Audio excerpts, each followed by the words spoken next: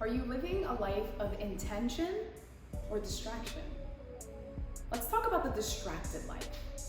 It's when you're waking up and putting out fires rather than intentionally focusing on what needs to get done. Maybe you're going throughout your day and you're feeling overwhelmed and consumed by your own emotions, and it's really hard to focus on anything else. And you find yourself investing your energy into so much around you and outside of you, but when it comes to what's going on inside of you, you're not really clear.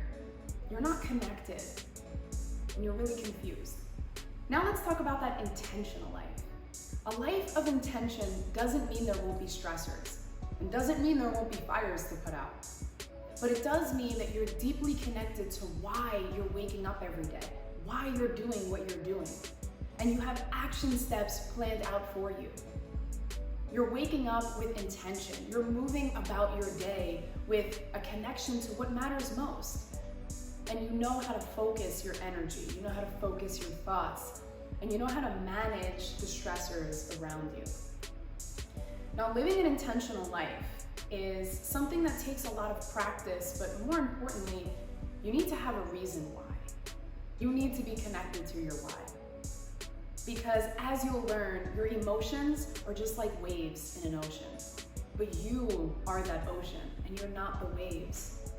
But if you're disconnected from the bigger picture, you're going to think that you're smaller than you actually are.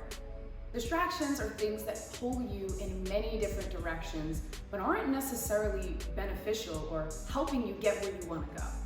You're not intentionally putting action, putting love, putting thought, putting purpose into how you're showing up. Instead, you're just showing up, and whatever happens, happens. Now, this isn't necessarily a bad way to live, but it definitely won't bring you closer to a specific outcome or a specific lifestyle because it's not purposeful. You're being shaped by the environment around you, and your life is being created on default rather than on purpose.